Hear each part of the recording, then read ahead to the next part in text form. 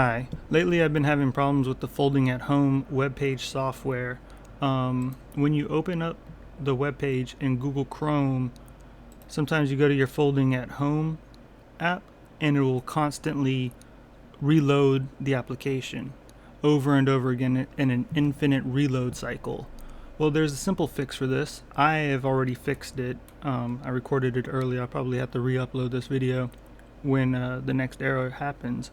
But all you do is you hit F12 when it's on its continuous reloading cycle.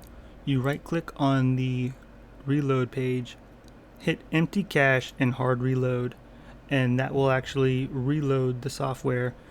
It'll boot it off of the it'll basically stop the infinite reloading cycle. Hit F12 again to put away the developer options, and then you should see your profile going, your GPU and your CPU.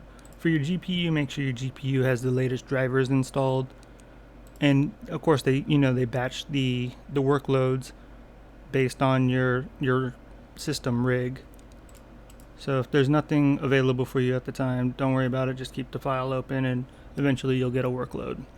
Similarly, I found that if you on the desktop page, if you right click on it, go to open file location, you'll see all the documents. You can go to FAH folding at home control.exe, the application. You can run that program, and this is the actual program on your hardware running. It's got a cool little feature called the viewer. I haven't found out how to integrate the viewer into the actual workload, but it is a cool little demo.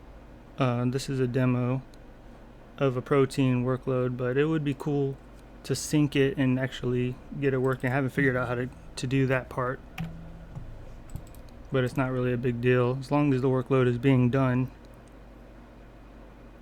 For me, I actually pinned this application right next to the other one on my desktop. So I found that as another easy way to bypass the infinite reload cycle that Google Chrome seems to have. Anyways, that's my tutorial. Thank you for watching.